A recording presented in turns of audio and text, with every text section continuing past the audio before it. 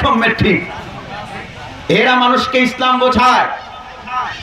সম্মানিত হাজিরিন, এরকম একটা বাউল বাংলাদেশে কয়েকদিন আগে বক্তব্য রেখেছে, আমাদের চোখের সামনে স্পষ্ট আল্লাহর কথার কোনো আগা গোয়া নাই। এত আস্তে বলেন কেন? নাউজুবিল্লাহ, জোরে বলুন। আল্লাহকে আমাদের রব, জোরে বলুন আল্লাহকে। আস্তে কথা বলবেন না, সবাই জোরে বলুন আল্লাহকে। অক্সিজেন আপনি গ্রহণ করেন কার? বাতাস গ্রহণ করেন কার? বৃষ্টি নাজিল করেন কে? এই আপনার নাম কি? নামটা বলুন তো। সাইকুল ভাই, হাত তুলুন। আপনার বাবার নাম কি? হ্যাঁ, আব্দুল জব্বার। আমি একটা গালি দিই আপনার বাবাকে।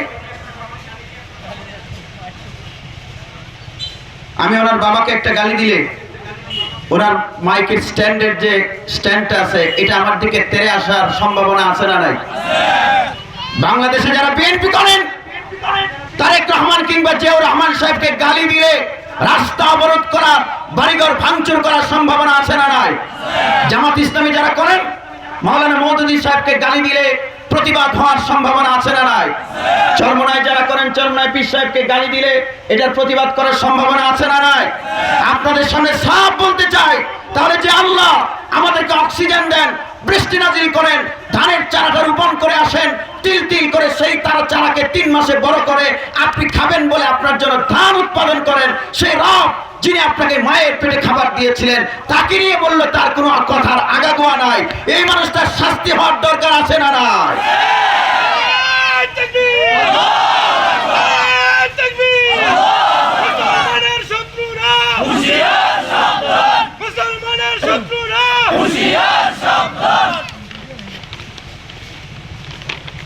কি শাস্তি হওয়া দরকার ভাইরা আমার? কি শাস্তি হওয়া দরকার? আফসোস আফসোস, বাংলাদেশে মানুষ বেরিয়ে গেছে মানবতাবাদী। যেই মানুষটা আল্লাহকে বললো, আল্লাহ এক এক জায়গায় এক এক কথা বলেছে, জাহেলে মুরাক্কাব, কিচ্ছু জানে না, কিচ্ছু জানে না, এটা কিচ্ছু জানে না। আউয়ালু মা খালাকাল, এটা বললেও লজ্জা হয়। এই শয়তানগুলোকে মানুষ দাওয়াত করে এনে এনে পালাগান শুনে। সরকারকে বলতে চাই, বাংলাদেশে বাউলদের উৎপাত, 24-এর বিপ্লবের পরে যে বাংলা হয়েছে, আমরা রক্ত দিয়ে সেই বাংলাদেশ প্রতিষ্ঠিত করেছি। এই বাংলাদেশে আল্লাহকে নিয়ে কটূক্তিকারী বাউলদের কোন প্রোগ্রাম বাংলাদেশে চলতে দেওয়া যাবে না, যাবে না, যাবে না। আপনি ভালো জিনিস নাই, সংস্কৃতি কি এটা? এটাকে কালচার বলে যে আল্লাহকে গালি দেওয়া হবে? এই আল্লাহ নিয়ে কোনো দলাদলি আছে? আল্লাহ কি বিএনপি, চরমনায়, জামাতের? আমি বিএনপির ভাইদেরকে বলতে চাই, আপনারা কেন প্রতিবাদ করছেন না? জাতীয় পার্টি যারা করেন তাদেরকে বলে আপনারা কেন প্রতিবাদ করছেন না? দলের ব্যানার নিয়ে প্রতিবাদ হবে, দলের ব্যানার নিয়ে প্রতিবাদ হতে হবে। বাউলদের শাস্তি দাবি করছে বিএনপি, এটা আমরা দেখতে চাই কি চাই না? বাউলদের শাস্তি দাবি করছে যারা আল্লাহকে নিয়ে কটূক্তি করবে, তাদের শাস্তি দাবি করছে এনসিপি, গণ অধিকার পরিষদ। এগুলো আমরা দেখতে চাই কি চাই না? রাজনৈতিক দল জন আকাঙ্ক্ষা নিয়ে কাজ করবে। আপনারা ভোট চাবেন আমাদের কাছে, তাহলে আমাদের প্রত্যাশা কেন পূরণ করবেন না? আপনারা মনে রাখবেন, আল্লাহকে যে গালি দেওয়া হয়েছে, এটার প্রতিবাদ করার দায়িত্ব শুধু হুজুরদের না। আল্লাহর অক্সিজেন যারা ভোগ করেন, আল্লাহর বাতাস যারা ভোগ করেন, আল্লাহর বৃষ্টি যারা ভোগ করেন, তাদের সবাইকে প্রতিবাদ করতে হবে। সম্মানিত হাজিরিন, শাস্তি কি? মৃত্যুদণ্ড। যারা আল্লাহকে নিয়ে কটু কথা বলবে, সেটা পালার অজুহাতে হোক, নরমালি হোক, আল্লাহর আকাশ আর বাতাসের নিচে তাদের থাকার কোনো অধিকার নাই।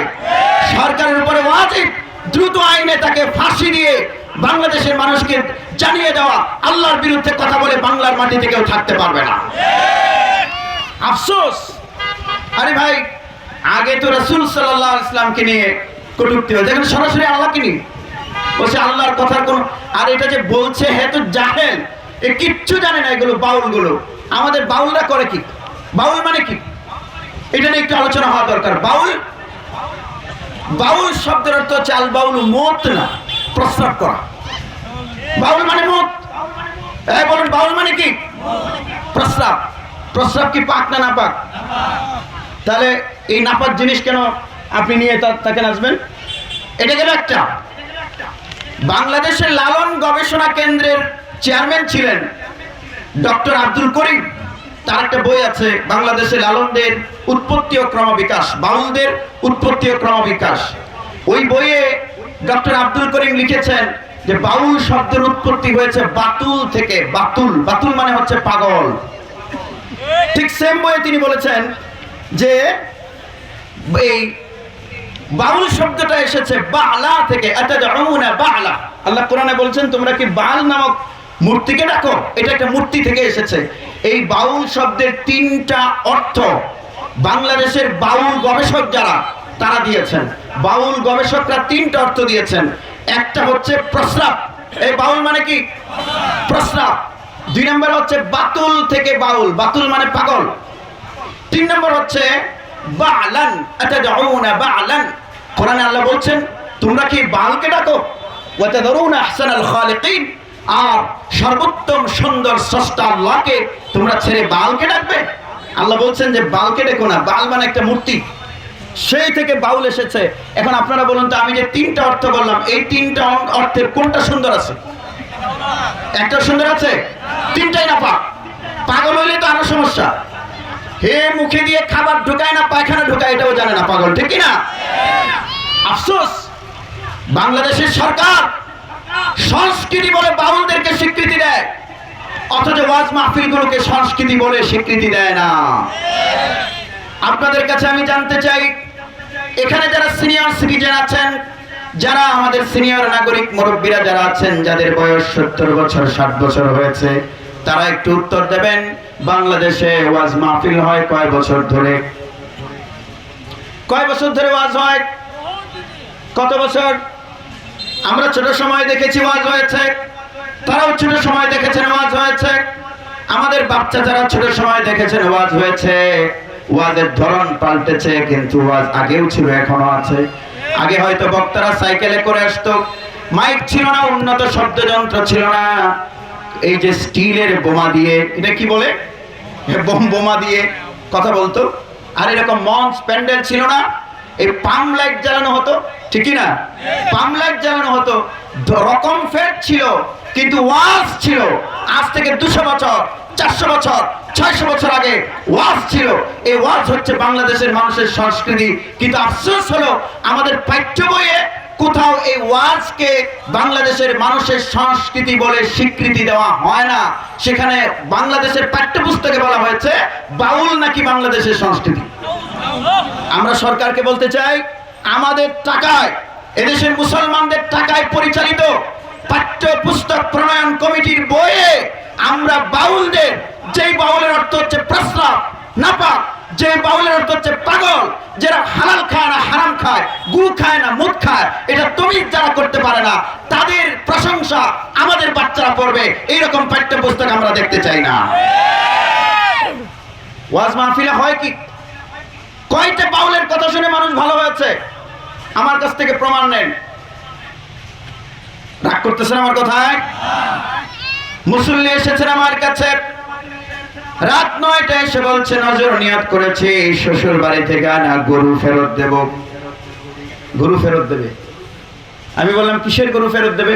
বললো যে হুজুর আমার শ্বশুর বাড়ি থেকে একটা গাভী দেওয়া হয়েছিল যৌতুকের, যৌতুকের গাভী বাচ্চা দিয়েছে। আপনি যে গত জুমায় ওয়াজ করলেন ইসলাম নারীকে সম্মানের পাত্র বানিয়েছে, যৌতুক নেওয়া যাবে না, ইশারা ইঙ্গিতেও যৌতুক চাওয়া যাবে না। ঈদের সময় জামাই প্ল্যান করে সিস্টেম করে শ্বশুরের কাছে নতুন জামা চাইতে পারবে না। সুন্দর জামা যদি না দেখ, না দিলে টিকা টিপ্পনি কাটতে পারবে না। এটা নিয়ে যে আপনি কথা বললেন, আমার হৃদয়ের দুয়ার খুলেছে।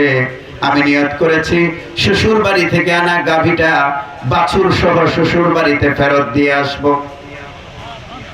বাংলাদেশে ওয়াজ হয়, আপনারা বলেন যে এত এত ওয়াজ হয়, গ্রামে গ্রামে ওয়াজ হয়। ওয়াজ যদি না হতো তাহলে বুঝতে পারতেন আইন শৃঙ্খলা পরিস্থিতি কোথায় থাকতো। এই রাষ্ট্র যতটা ভালো আছে পুলিশের জন্য না, এই রাষ্ট্র যতটা ভালো আছে গ্রামে গ্রামে ওয়াজ হয়, আর শুক্রবারে মিম্বারে যে বয়ান হয়, এই বয়ানের কারণে এখনো রাষ্ট্র যতটা ভালো আছে আছে। তাহলে আমাদের সমাজে ওয়াজ মাহফিলের প্রভাব আছে না নাই? সরকার তো এই ওয়াজকে স্বীকৃতি দেয় না। দুঃখজনক কি জানেন, পহেলা বৈশাখ ঢাকা শহরে যে রমনার বটমূলে পহেলা বৈশাখে যে মিছিল হয়, শোভাযাত্রা হয়, এটার নাম কি যেন? কি শোভাযাত্রা? কি শোভাযাত্রা? মঙ্গল। আমি মঙ্গল শব্দটাই বলি না কোথাও। ফালাহ মানে মঙ্গল না, ফালাহ মানে হচ্ছে কল্যাণ। মঙ্গল শোভাযাত্রা, মঙ্গল শোভাযাত্রা নাকি আমার বাপদাদার ঐতিহ্য। আমার টাকায় ছাপা বইয়ে সরকার লিখছে আমার ঐতিহ্য নাকি মঙ্গল শোভাযাত্রা, অথচ এই দেশের মানুষ এখন থেকে 50 বছর আগে মঙ্গল শোভাযাত্রা কাকে বলে জানতো না। আপনাদের সামনে প্রমাণ দিয়ে ফেলি। আপনি একটু দাঁড়ান তো। জি জি, একটু কষ্ট করে দাঁড়ান। আপনার নামটা একটু বলবেন? মোহাম্মদ নুরুল ইসলাম সাহেব। আল্লাহ নেক হায়াত দিন, সবাই বলুন আমিন। সুস্থতা দিন, সম্মান দিন, বলুন আমিন। আর একটু খাড়াইতেছে যেহেতু দোয়া করিয়ে দিই। আচ্ছা, আপনি মঙ্গল শোভাযাত্রা কাকে বলে বলেন তো? আমার যে গেছে মঙ্গল, মঙ্গল তার মানে বাংলাদেশের মানুষ জানে না মঙ্গল শোভাযাত্রা কাকে বলে। আচ্ছা, ওয়াজ কাকে বলে জানেন? সরকারকে বলতে চাই এইসব বাউলদের প্রশংসার ফাউল কাজ বন্ধ করতে হবে। আমার টাকায় ছাপা বইয়ে বাউলদের কথা থাকতে পারবে না। এরা মানুষের প্রস্রাব খায়, এরা মানুষের পায়খানা খায়, এরা নারীর যখন ঋতুস্রাব হয় ঋতুস্রাবের রক্ত এরা খায়। এই অপরিচ্ছন্ন মানুষদের কথা পাঠ্যপুস্তকে আমরা দেখতে চাই না। পাগল ছাগলের কথা কেন পাঠ্যপুস্তকে থাকবে? ভালো জিনিস নাই। বাউল মানে হচ্ছে প্রস্রাব, বাউল মানে হচ্ছে পাগল, বাউল মানে হচ্ছে মূর্তি। সম্মানিত হাজিরিন, এই বাউলদের কর্মকাণ্ড কি শুনুন। বাউলদের যিনি লিডার তার নাম হচ্ছে লালন। এই বাউলের লিডারের নাম কি?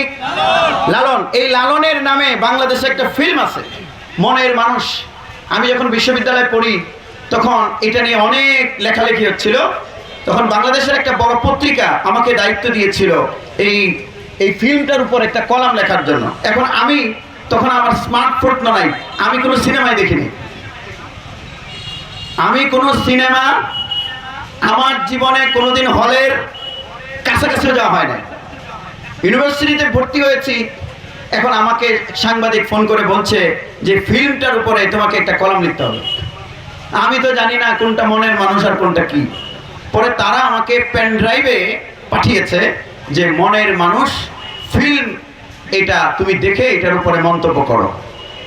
সম্মানিত হাজিরিন, বাংলাদেশের একটা টেলিভিশন চ্যানেল মনের মানুষ লালনের জীবনের উপরে বানানো।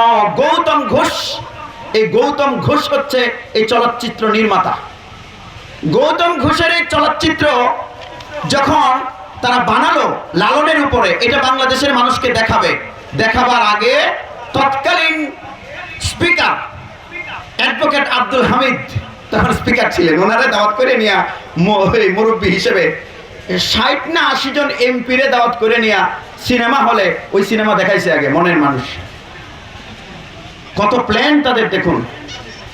তারপরে যখন সেটা বাজারজাত করবে, মনের মানুষ সিনেমাটা যখন ছাড়বে, চ্যানেল আই বড় করে একটা অনুষ্ঠান করলো। সে অনুষ্ঠানে দেখা গেছে তারা অনুষ্ঠানের আগে বক্তব্য রেখেছে। সেই বক্তব্যে তারা বলেছে মনের মানুষ এটা নরমাল কোনো ফিল্ম না, কোনো চলচ্চিত্র না, বরং এটা হচ্ছে একটা ধর্মীয় দলিল।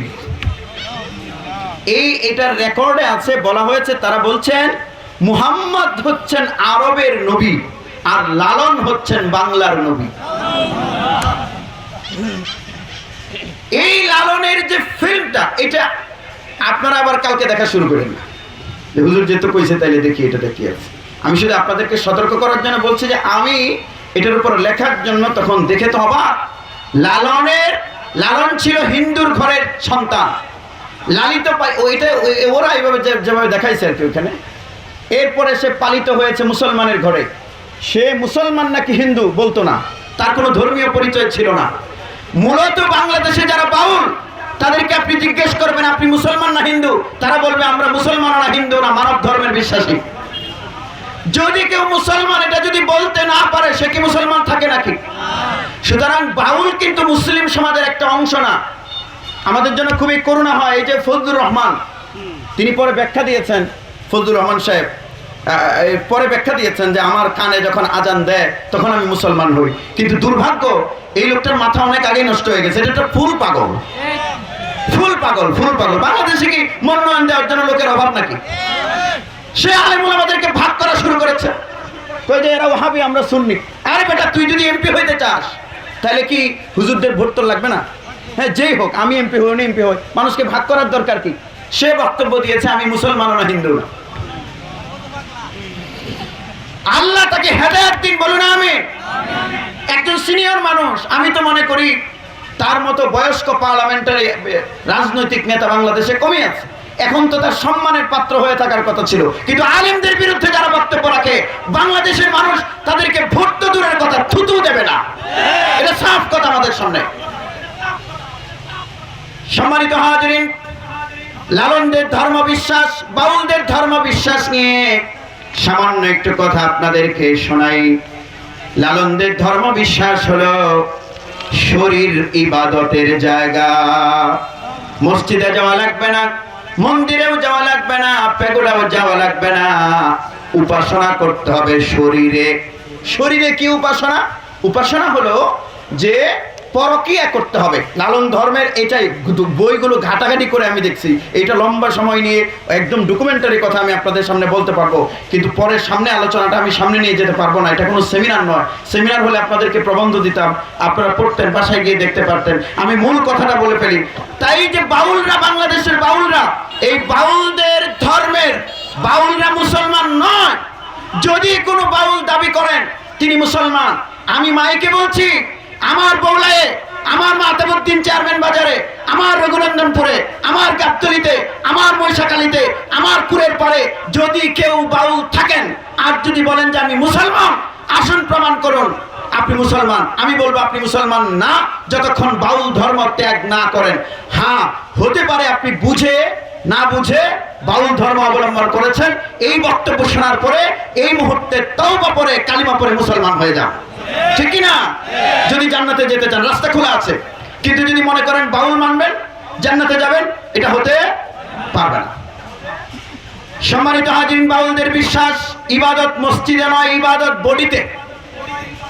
ইবাদত নামাজে না, ইবাদত কোথায়? বডিতে ইবাদত। বডিতে ইবাদতটা কি? ইবাদতটা হলো প্রত্যেক সাধকের একজন সাধন সঙ্গিনী লাগে।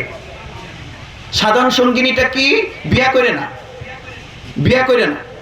ওই যে বাউলদের মহিলা বাউল আছে না, এই মহিলা বাউলের সাথে রাত কাটাবে, যার যখন ইচ্ছা তখন রাত কাটাবে। এবং ইবাদতটা হবে কখন জানেন? তাদের বাউল ধর্ম হলো যখন ওই পুরুষ নারীর সাথে মিলিত হবে, মিলিত হবার সময় যখন বীর্য বেরিয়ে যাবে, এই সময়টাতে নাকি আল্লাহ এসে তাদের সামনে হাজির হয়ে যায়। আপনারা বলুন, এই ধরনের বিশ্বাস কোন সুস্থ মস্তিষ্ক সম্পন্ন মানুষ করতে পারে? আপনারা যে বলেন যে বাউলরাও জানে, কি জানে ভাই? আরে ভাই, ইসলাম তো মক্কায় মদিনায়, ইসলাম তো কোরআন হাদিসে। কোরআন হাদিসে কিচ্ছু নাই, একটা লাইনও পড়তে পারে না। মমতাজ বলছিল না কি নাকি পড়তে পারে, বুখারী শরীফ পড়তে পারে, সূরা ফাতিহা সিত্তা পড়ায়, একটা লাইনও পড়তে পারে না। এখন আপনাদের কাছে আমার প্রশ্ন, আপনারা কি মমতাজের ইসলাম নেবেন না বাইতুল মুকাররমের ইমামের ইসলাম নেবেন? আপনারা কি মমতাজের ইসলাম মানবেন না কাবার ইসলাম মানবেন? কাবার ইসলাম বলে দুইটা ঠিক হতে পারে না। আপনি যদি মনে করেন যে কাবারটাও ঠিক মমতাজেরটাও ঠিক, 2 আর 2 কত হয়? আরে জোরে বলুন, 2 আর 2 কত হয়? 4। 2 আর 2 4। আর যদি মনে করেন না 2 আর 2 3ও হইতে পারে, এটা ঠিক না। 2 আর 2 কত? 4। 4 মানে 4ই। ইসলাম মানে কোরআন হাদিস। বাউলদের যে ধর্ম এটা কল্পনা প্রসূত। এরা মনে করে এটা এরকম, মনে করে এরকম, মনে করে এরকম। এই যে বললো যে আউয়ালু মা খালাকাল্লাহু মিন নূরিন, আবুল সরকার যেটা বলেছে যে আল্লাহ প্রথম নূর সৃষ্টি করেছেন, কই এই কথা কোথায় আছে? হাদিসে আছে কই? আল্লাহ বলছেন আল্লাহ নূর সৃষ্টি করেছেন, কোথায়? এই সব কথা ফাউল কথা, কোরআন হাদিসে নাই, এগুলো শুনে শুনে শুনে শুনে কয় আল্লাহ তুমি এখানে কইছো নূর বানাইছো, ওইখানে কইছো এটা বানাইছো, ওইখানে কইছো এটা বানাইছো, নাউজুবিল্লাহ। তোমার মুখ কয়টা? এ তো জানে না যে আল্লাহ এই কথাগুলো বলেননি, এই কথাগুলো শুনেছে। এরপরে তাদের ধর্ম কি? যে আনাল হক, মানে আমি আল্লাহ। নাউজুবিল্লাহ বলবেন না? আমি আল্লাহ মানে আমার বডিতে আল্লাহ আছে, আমি নিজে আল্লাহ। এটা হচ্ছে তাদের ধর্ম। ইবাদত করা লাগবে না। সম্মানিত হাজিরিন, সেজন্য আমি আপনাদেরকে সতর্ক করছি, ঈমানকে প্রোটেক্টেড করতে হবে। আপনি যদি চায়ের দোকানে বসে বাউলদের পালাগান দেখে মনে মনে এটা চিন্তা করেন, হুজুররা যেটা বলে সেটাও কিছু ঠিক, বাউলরা যেটা বলে সেটাও কিছু ঠিক, তাহলে হবে আপনি সেটা বললেন 2 আর 2 এ 4, কিন্তু 3ও হতে পারে। এটা বলা যেমন ভুল, হুজুররা যেটা বলে সেটা ঠিক, বাউলরাও যেটা বলে সেটাও ঠিক, চিন্তা করাটা তেমনই ভুল, ঠিক কি না? সেজন্য ইসলাম মানে কোরআন হাদিস। আমরা বাউলদের কথা শুনবো না। রাজি আছেন তো আপনারা ইনশাআল্লাহ? এবং যারা আমাদের ঈমান নামক দামি জিনিসটাকে লুটে নিতে চায়, এটা ইহুদিদের প্ল্যান, বড় করে প্ল্যান, যে তোমরা মাঠে ঘাটে গিয়ে গান করবা, গান করে পালা করবা, হে আল্লাহর পক্ষে আমি আল্লাহর বিপক্ষে, নাউজুবিল্লাহ। এভাবে করে করে করে করে আস্তে আস্তে আস্তে আস্তে ইসলাম বিদ্বেষ, আলেম বিদ্বেষ, তাওহীদ বিদ্বেষ, রিসালাত বিদ্বেষ মানুষের মস্তিষ্কে যুক্তির আলোকে পুশ করে দাও।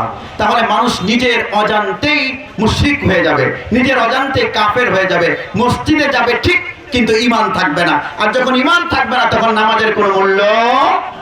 জোরে বলুন। তাহলে বাউলদের থেকে সমাজকে রক্ষা করার দরকার আমাদের আছে না? না।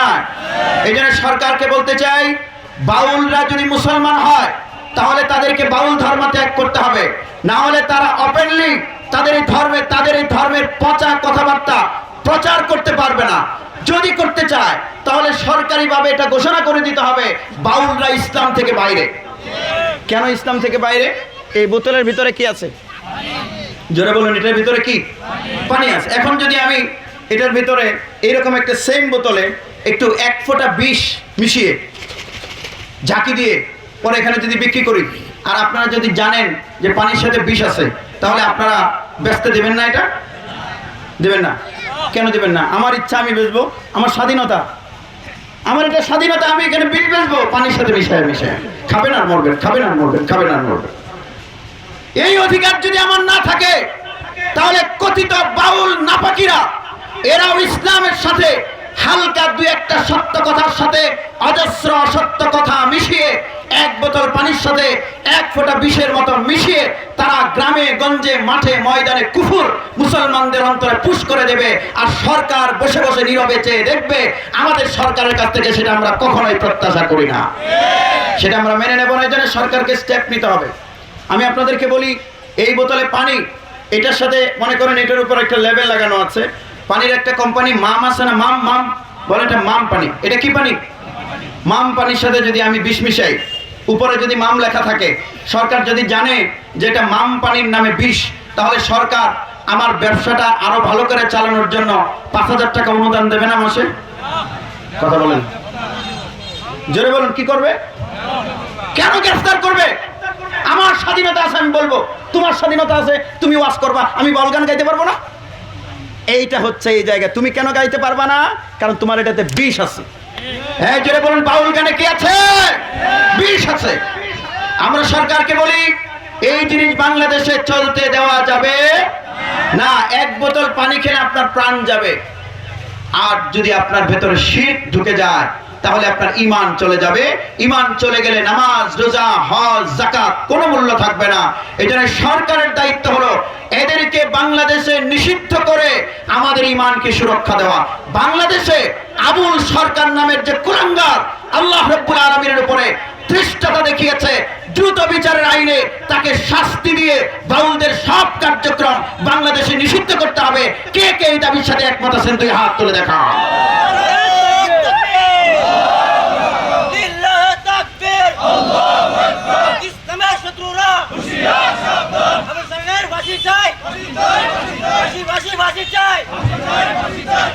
এটা আসতে কেন একটু জোরেই বলতে হবে। এটা ফাঁসি চাই, এটা তো রাষ্ট্রের দায়িত্ব, আমরা চাইতে হবে কেন? আচ্ছা, আপনাদের কাছে একটা কথা বলি, আমাদের বাংলাদেশের একটা পতাকা আছে না? জোরে বলুন, আছে? পতাকাটা কেমন? লাল সবুজের পতাকা যদি আপনারা পায়ের নিচে রাখেন তাহলে আপনাদের বিরুদ্ধে, আর যদি বলেন যে আমি পতাকা মানি না, তাহলে আপনার বিরুদ্ধে রাষ্ট্রদ্রোহ মামলা হওয়ার কোনো সম্ভাবনা আছে? তাহলে পতাকাকে অস্বীকার করলে যদি রাষ্ট্রদ্রোহ মামলা হয়, তাহলে আল্লাহর বিরুদ্ধে কথা বললে কেন খোদাদ্রোহের মামলা হবে না? সরকার কি করতে হবে সেটা আমরা কেন বলবো? সরকার করবে। এমন যদি কোনো বিশৃঙ্খলা বাংলাদেশে তৈরি হয়, ডক্টর ইউনূসকে আমরা সাফ বলে দিতে চাই, আবুল সরকারকে গ্রেফতার করা হয়েছে, কিশোরগঞ্জে নাকি মানববন্ধন হয়েছে আবুল সরকারের মুক্তির দাবিতে। সরকার যদি মুক্তি দেয় আর বাংলাদেশে যদি কোনো বিশৃঙ্খলা হয়, সেই বিশৃঙ্খলার দায়িত্ব ইউনূসকে নিতে হবে। কোনো মুক্তি দেওয়া যাবে না, তার শাস্তি একটাই, মৃত্যুদণ্ড। শুনেন, কিছু কিছু ইস্যুজ আছে যেগুলোতে ক্ষমা চাওয়া যায়, আর কিছু কিছু অন্যায় আছে যেগুলোতে ক্ষমা চাওয়া যায় না। সুতরাং আবুল সরকারের কোনো ক্ষমা হতে পারে না, তার শাস্তি কি? ঝুলিয়ে দিতে হবে, মৃত্যুদণ্ড দিতে হবে। আল্লাহ আমাদেরকে তৌফিক দেন, সবাই জোরে বলুন আমিন। সম্মানিত হাজিরিন, আমি যে আয়াত পড়েছিলাম সেই আয়াতের অনুবাদ করতে করতে হয়তো আবুল কালাম আজাদ বাশার সাহেব চলে আসবেন। রব্বুল আলামিন বলছেন কুনতুম খায়রা উম্মাহ, আল্লাহ রাব্বুল আলামিন বলছেন ওয়ালতাকুন মিনকুম উম্মাতুন ইয়াদউনা ইলাল খায়র ওয়া ইয়া'মুরুনা বিল মা'রুফ ওয়া ইয়ানহাউনা আনিল মুনকার ওয়া উলাইকা হুমুল মুফলিহুন। আল্লাহ বলছেন তোমাদের মাঝে একটা দল থাকা দরকার, গ্রুপ থাকা দরকার। এই জোরে বলুন, কি থাকা দরকার? হ্যাঁ, এটা রাজনৈতিক সেন্সে আমি বলছি না, কোরআন যেটা বলছে উম্মাতুন, গ্রুপ থাকা দরকার। এই গ্রুপ মানে তো দল। তোমাদের মাঝে একটা দল থাকা দরকার। জোরে বলুন, কি থাকা দরকার? যারা কি করবে? মিছিল করবে নাকি? তা'মুরুনা বিল মা'রুফ, মানুষকে তারা নেক কাজের আদেশ করবে। ওয়া তানহাউনা আনিল মুনকার, এবং অসৎ কাজ থেকে বাধা দেবে। এই মানুষগুলোর ব্যাপারে রব্বুল আলামিন বলছেন উলাইকা হুমুল মুফলিহুন, এরাই সফল কাম। উলাইকা হুম, এরাই সফল কাম। তাহলে আমরা সফল হতে চাই কি চাই না? অন্যায়ের প্রতিবাদ করতে হবে। বাংলাদেশে কি কোনো অন্যায় আছে? নাই। আমাদের সমাজে কোনো অন্যায় নাই। অন্যায় কেন হয়? অন্যায় দুইটা কারণে। একটা হলো যারা অন্যায় করেন তারা শয়তানের প্ররোচনায় পড়েন, এই কারণে। আর তার চেয়ে বড় কারণ হলো একটা সমাজে যখন অন্যায় হতে থাকে তখন কিছু ভালো মানুষ থাকে সমাজে, যারা নীরবে চেয়ে চেয়ে চেয়ে চেয়ে দেখে, কোনো প্রতিবাদ করে না। এই মানুষগুলোর জন্য অন্যায় হয়, সেজন্য অন্যায়ের প্রতিবাদী আমাদেরকে হতে হবে। عن أبي سعيد الخدري رضي الله تعالى عنه أن رسول الله صلى الله عليه وسلم قال من رأى منكم منكرا فليغيره بيده فإن لم يستطع فبلسانه فإن لم يستطع فبقلبه وذلك أضعف الإيمان। আল্লাহ রাব্বুল আলামিনের হাবিব বলেন, শোনো, তোমাদের কেউ যদি অন্যায় হতে দেখে, এই জোরে বলুন, কি হতে দেখে? অন্যায় হতে দেখলে সে যেন খাতার নিচে গিয়ে ঘুমায়। না, এটাই তো তর্জমাটা, এটা না? না হুজুর, আমি এইসবে নাই, আমি ভালো মানুষ, আমি কোনো প্রতিবাদ করি না। তুমি যদি মুসলিম হও তাহলে তোমাকে প্রতিবাদ করলে হবে না। কি করতে হবে আপনারা একটু বলবেন? প্রতিবাদ করলে হবে না, প্রতিরোধ করতে হবে। কি করতে হবে জোরে বলুন? প্রতিরোধ। সবাই বলুন, কি করতে হবে? প্রতিরোধ। ফালইউগাইয়িরহু, সে যেন এটাকে ঘুরিয়ে দেয়। কোথাও বাউল গান হচ্ছে, তার যদি ক্ষমতা থাকে সে যেন বাউল গানকে ওয়াজে পরিণত করে। রাষ্ট্রের আইন বলে যে স্বাধীনতা আছে করার, ভাই পানির বোতলে বিষ মিশিয়ে বেচার যেমন স্বাধীনতা নাই, ইমানের সাথে কুফর মিশ্রিত করে বাউল গান সমাজে প্রচারের কোনো স্বাধীনতা হতে পারে না। আমাদেরকে প্রতিবাদী হতে হবে। কেমন প্রতিবাদ করবেন আপনি? ফালইউগাইয়িরহু বিয়াদিহি, তার হাত দিয়ে এটাকে ঘুরিয়ে দিতে হবে, মানে ছিল খারাপ করে দিতে হবে ভালো। এটা যদি না করেন ফাইন লাম ইয়াস্তাতি', এটা যদি সে না পারে ফাবিলিসানিহি, লিসানুন মানে কি? জিহ্বা। জিহ্বা। লিসানুন মানে কি? জিহ্বা, মানে জবানে প্রতিবাদ করবে। ফাইন লাম ইয়াস্তাতি', আর যদি এটাও না পারে ফাবিকলবিহি, অন্তরে ঘৃণা করবে। ওয়াযালিকা আযআফুল ঈমান, আর ঘৃণা করে কাঁথার নিচে মাথা দিয়ে ঘুমিয়ে থেকে যদি মনে করে সে সচ্চা ঈমানদার, তার দাবি ঠিক নয়। রাসূল বলছেন যালিকা আযআফুল ঈমান, এটা হচ্ছে ঈমানের সবচেয়ে দুর্বলতম জায়গা। আমি ছোট্ট একটা উদাহরণ দেই, আপনারা খুব ভালো করে বুঝবেন। আমি আলোচনার নতুন টপিকে যাচ্ছি না, কি জন্য জানেন? কারণ বাদশা সাহেব আসলেই যেন আমি ছেড়ে দিতে পারি সাথে সাথে, এই জন্য নতুন টপিকে যাব না। এটার উপরে কয়েক মিনিট বলতে বলতেই আলোচনা হয়ে গেছে। বাউলদের নিয়ে আলহামদুলিল্লাহ মোটামুটি সতর্কতা হয়েছে। আপনারা যেটা জানলেন, এতদিন হয়তো চায়ের দোকানে বসে বসে বাউল গান শুনেছেন আর মনে করেছেন না এরাও কিছু জানে।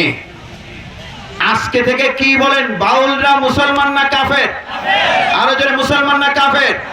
চায়ের দোকানে কোনো বাউল গান চলতে পারবে না। বাউল গান যদি চায়ের দোকানে চলে, চায়ের দোকানদারকে বলবেন ভাই এটা বন্ধ করো, সুন্দর করে, ঝগড়া লাগায় না আবার পরে আমরা নিজেরা ঝগড়া করবো, সেটা উচিত না। আর চায়ের দোকানদারদেরকে বলি, আপনাদের দোকানে টেলিভিশন কেন ম্যান্ডেটরি? রিজিকের মালিক কি টিভি না আল্লাহ? না কয় হুজুর টিভি না থাকলে খাবো কি? এটা করা যাবে না, এই চিন্তা করা যাবে না। একান্ত যদি ভালো কিছু দেখান, টেলিভিশন জিনিসটা হারাম না। এই যে বোতল, এই বোতল হারাম না। বোতলের ভেতরে পানি থাকলে হালাল, আর মদ থাকলে কি? সুতরাং টেলিভিশন যে জিনিসটা, এটা হারাম না। মোবাইল জিনিসটা হারাম না। এখন আপনি কি দেখলেন সেটা দেখার বিষয়। আপনার দোকানে, চায়ের দোকানে চাইলে আপনি আল্লামা দেলোয়ার হোসেন সাঈদী সাহেবের ওয়াজও শুনতে পারেন, বাইতুল মুকাররমের খতিবের বক্তব্য শুনতে পারেন, হাসান জামিল সাহেবের ওয়াজও শুনতে পারেন, চরমনায় পীর সাহেবের বক্তব্যও শুনতে পারেন। আপনি চাইলে বাউল গানও শুনতে পারেন। যেটা করবেন সেটার ফল পাবেন। সেজন্য আমরা খুব সাবধান থাকব। ছোট্ট করে হাদিসের ব্যাখ্যাটা করে আমি শেষ করি। আপনার যদি সামর্থ্য থাকে তাহলে প্রতিরোধ করতে হবে, প্রতিবাদ না। কি করতে হবে? আচ্ছা, এখন যদি আমাদের এলাকায় কোথাও বাউল গান হয়, তাহলে আমাদের দায়িত্ব কি প্রতিবাদ করা না প্রতিরোধ করা? প্রতিরোধ করা আমাদের দায়িত্ব।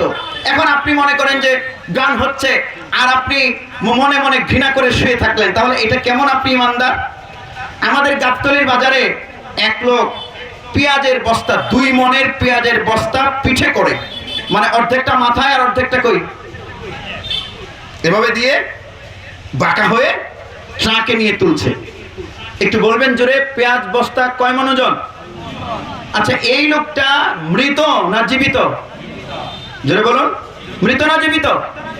আর আরেকজন লোক সৈয়দ নজরুল ইসলাম মেডিকেল কলেজে আছে, তা কোন রকম মানে যন্ত্রে দেখাচ্ছে যে কোন রকম এখনো সবুজ আছে, আয়ে আর যায়, আয়ে আর যায়, আয়ে আর যায়। এই লোকটাও কি?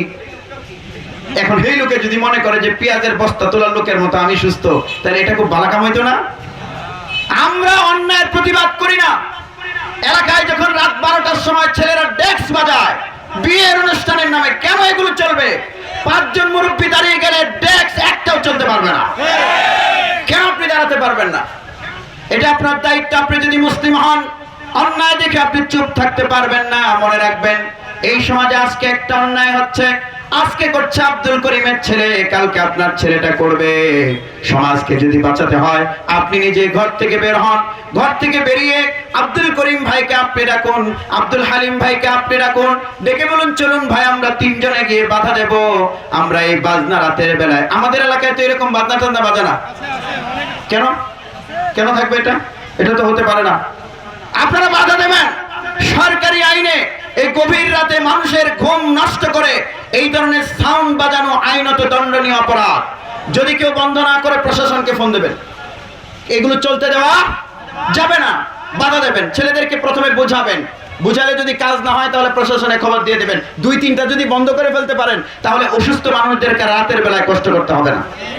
এই কয়েকদিন আগে আমাকে একজন বলেছেন যে হুজুর এটা নিয়ে একটু বলবেন, যে আমার বাচ্চাটা হয়েছে 3 দিন বয়স। বাচ্চার বয়স কত? পাশের বাড়িতে বিয়ে হচ্ছে, জোরে সাউন্ড বাজায় আর বাচ্চা লাফ দিয়ে উঠে, লাফ দিয়ে উঠে। এই মানবাধিকার লঙ্ঘন করা হচ্ছে, এসব হতে দেওয়া যাবে না। আমি মাহফিল করে বাসায় ফিরছি, আমার মসজিদ থেকে 1/2 কিলোমিটার দূরে ছায়তলা বাসার উপরে পুরোটা বাসা লাইটিং করা, ধুমধাম শব্দ হচ্ছে। এলাকার মুরব্বীরা সবাই চুপ, কেউ কোনো কথা বলে না। কোটি কোটি টাকার মালিক যারা, কাঁথা দিয়ে ঘুমায় রয়েছে। আমার ওইখানে একটা বাসা আছে, ঠিক আছে, কিন্তু আমি তো ওইখানকার লোকাল না, আমি তো বাইরের লোক। হুজুর হিসেবে যারা চিনে তারা সম্মান করে, যারা চিনে না তারা তো আমাকে কিছুই জানে না আমি কে। আমি আমার এক ছাত্রকে বললাম যে চলো আমরা বাধা দেব। তো হুজুর আপনার এত বড় সাহস, আপনি জানেন এটা কার ভাষা? বলছে কার ভাষা? আল্লাহর বান্দার ভাষা। বলছে যে এটা মুসলমানের ভাষা। আমি বুঝি না, সে তো অক্সিজেন নেই আল্লাহ, নো প্রবলেম, চলো বাধা দেবো। বাসার সামনে গেলাম, বাড়িওয়ালাকে ডাকলাম, ডেকে বললাম আমাকে চিনেন? বললো না। আমি খুব বিনয়ের সাথে বললাম যে আমি ওই অমুক মসজিদের খতিব। বলছে হুজুর আপনি কি জন্য আসছেন এত রাত্রে? তো আমি বললাম যে কি জন্য আসছে আপনি এটা বুঝতে পারেন নাই? বলছে না হুজুর বুঝতে পারি নাই। তো আমি বললাম যে আপনার বাসায় যে আওয়াজ হচ্ছে, এই আওয়াজে মানুষ ঘুমাতে পারছে না, এটা বন্ধ করতে হবে এখন। এই আমি যেভাবে বললাম বন্ধ করতে হবে, এটা তার অপছন্দ হয়েছে। তাহলে পোলাপানটা ডাক দিই, পোলাপানটা ডাক দিব। পোলাপানের সাথে আমি বললাম ঠিক আছে ডাকেন, ডেকে নিয়ে আসি। তো পোলাপান 5-7টা আসছে, এসে দেখে আমি হাত, হুজুর কি সমস্যা হয়েছে? আমি বললাম দেখো তোমরা গান শুনবে, গান শোনা এটা জাহান্নামের রাস্তা, কিন্তু তোমরা চাইলে তো জাহান্নামে যেতে পারো, এই নিয়ে আমার কোনো বাধা নাই। আমার কাজ হলো তোমাদেরকে বোঝানো। তো তোমরা যদি জোর করে জাহান্নামে যাও, আমার তো তোমার পিটিয়ে জাহান্নাম থেকে রক্ষা করার দায়িত্ব আল্লাহ দেন না, আল্লাহ আমাকে চকিদার বানান নাই। কিন্তু বিষয়টা হলো তুমি গান শুনবে এটা হারাম। তুমি যদি একান্তে শুনতে চাও, গুনাহটা তুমি ইয়ারফোন দিয়ে শোনো, নিজের গুনাহ হবে। আমি তো তোমার কাছে গান শুনতে চাইনি, গভীর রাতে ওয়াজ করে আসতাম, ঘুমাবো, আমাকে কোনো তুমি কষ্ট দিচ্ছ। একথা বলছে যে কি করবো তাইলে? বিয়ার একটা রাতই, তাই বলছি একটা রাত। দেখলাম যে শহর একটু গরম গরম আর কি, তাই বললাম এই মুহূর্তে বন্ধ করতে হবে। তোমরা কি বন্ধ করবো না আমি বন্ধ করাবো? বলছে না হুজুর ঠিক আছে বন্ধ করে। আমি বলছি আমি 2 মিনিট সময় দিলাম, 2 মিনিটের মধ্যে যদি বন্ধ না হয় আমি থানায় ফোন করবো। পরে 2 মিনিটের মধ্যে বন্ধ হয়ে গেছে। সকালবেলায় এক নেতা আমার জিজ্ঞেস করতেছে, কয় হুজুর রাত্রে বাজনার জন্য ঘুমাইতাম, কেমনে যে আল্লাহর রহমত করলো বন্ধ হয়েছে আল্লাহ জানে। ওই মিয়া আল্লাহ কি ফেরেশতা পাঠাবেন? আল্লাহ আপনাকে পাঠিয়েছেন পৃথিবীতে, আপনাকে অন্যায়ের প্রতিবাদ করতে হবে। জোরে বলেন ঠিক কিনা? আপনি কেন সাহস করে দাঁড়াচ্ছেন না? মনে রাখবেন চোর যদি 10 জন হয়, বাড়িওয়ালা কয়জন? ন্যায়ের হকের একটা সাহস আছে, আপনি দাঁড়িয়ে যাবেন। আপনাদের মনে আছে মাওলানা আখতার আলী সাহেব এই যে মাহতাবউদ্দিন চেয়ারম্যান বাজারে কোথায় গেল? মাহতাবউদ্দিন চেয়ারম্যান বাজারে নাকি একবার কি যাত্রা না কি হচ্ছিল, মাওলানা আখতার আলী সাহেব হুজুর দাঁড়িয়ে বললেন যে গুলি করলে আমারে করো। হুজুর কি মরে গেছে নাকি? হুজুরে মেরে ফেলছিল? মুসলমান হবে সাহসী, অন্যায়ের প্রতিবাদ করতে মুসলমান ভয় পাবে না। সুতরাং আপনি যদি মনে করেন এলাকায় যাত্রা হচ্ছে, আরেকটা কথা বলি যে যারা মানুষকে শিরকে উদ্বুদ্ধ করে, এটা যদি ওয়াজ মাহফিলের নামেও হয় সেটাও বয়কট করতে হবে। শিরকের যেটা ব্যবস্থা, এটার নাম যদি ওয়াজ হয় আপনারা বুঝে নেবেন, সেটাও আপনাদের প্রতিবাদ করতে হবে, বোঝাতে হবে। আপনি যদি মনে করেন যে কাঁথা দিয়ে ঘুমিয়ে থাকবেন, তাহলে আপনি আপনার ইমান আইসিইউতে আছে। ওই যে বললাম গাবতলীর বাজারে 2 মনের পেঁয়াজের বস্তা মাথায় করে নিয়ে তুলছে ট্রাকে, সেই যেরকম সুস্থ, অন্যায়ের প্রতিবাদ করলে আপনার ইমান তেমন সুস্থ। আর যদি অন্যায়ের প্রতিবাদ আপনি না করেন, কাঁথা মাথায় দিয়ে যদি ঘুমিয়ে পড়েন, আপনার ইমান আইসিইউতে আছে। জোরে বলুন আমাদের ইমান দুর্বল চাই না সবল চাই? হ্যাঁ দুর্বল চাই না সবল চাই? সবল ইমান কে কে চাই? হাত তুলে দেখাই। লিল্লাহি তাকবীর। হাত নামান। তাহলে আমাদের এলাকায় কোন যাত্রা গান, কোন বাউল গান হতে পারবে? আমরা কতগুলো মানুষ যদি দাঁড়িয়ে যাই, যদি বুঝাই, প্রশাসনকে বলি, যারা করবে তাদেরকে যদি বুঝাই যে ভাই এটা হচ্ছে কুফর, এটা হচ্ছে শিরক, আমরা যদি বুঝাই, আমরা যদি এলাকার মানুষজন ঐক্যবদ্ধ হয়ে যায়, আমাদের এলাকায় কোনো বাউল গান হতে পারবে না। কারো সাহস নাই বাউল গান করা। আল্লাহ আমাদেরকে তৌফিক দিন। সবাই জোরে বলুন আমিন। অন্যায়ের প্রতিবাদ করতে হবে আমাদেরকে। ছোট্ট আরেকটা কথা বলে আমার বক্তব্য শেষ করব। আমার খুব আশঙ্কা হয়, এটা বলা আপনাদেরকে আমার দায়িত্ব, আমার আশঙ্কা হয়। বলুন তো কি হয়? শব্দটা বলেন না সবাই, কি হয়? কিসের আশঙ্কা হয়?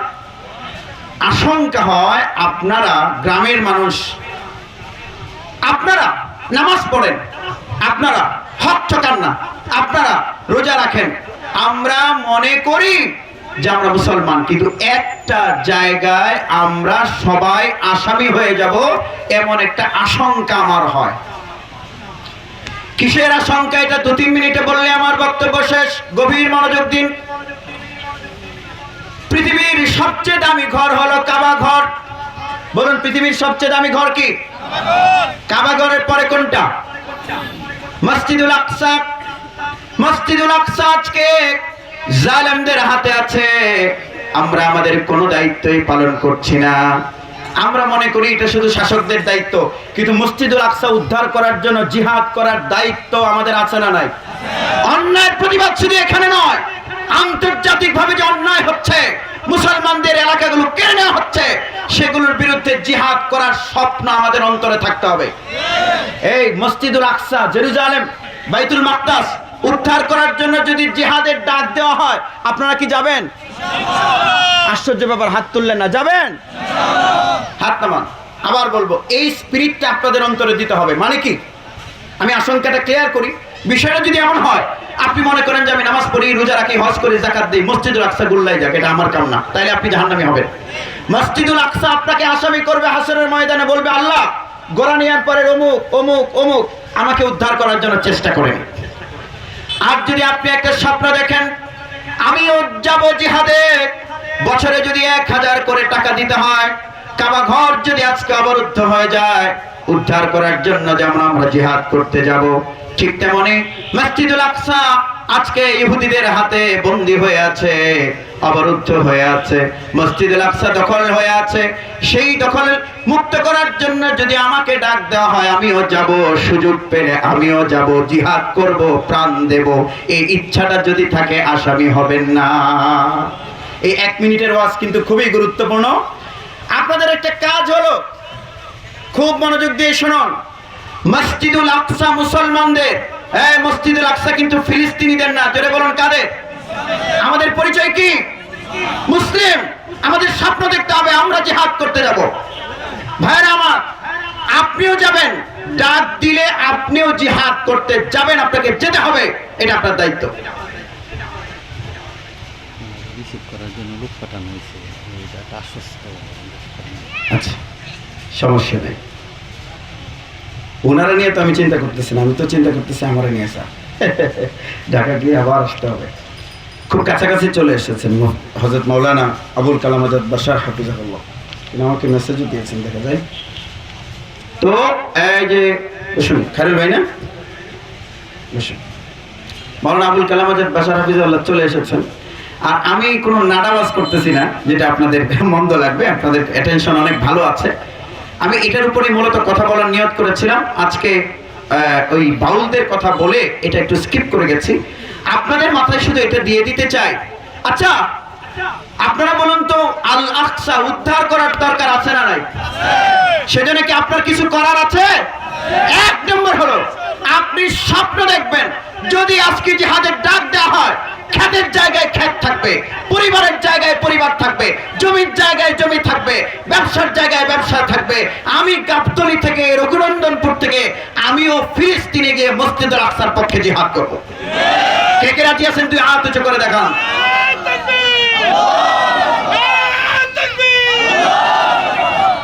আরেকটা কাজ হলো, এই ছেলেটাকে একটু দাঁড় করান। নাম বলুন তো।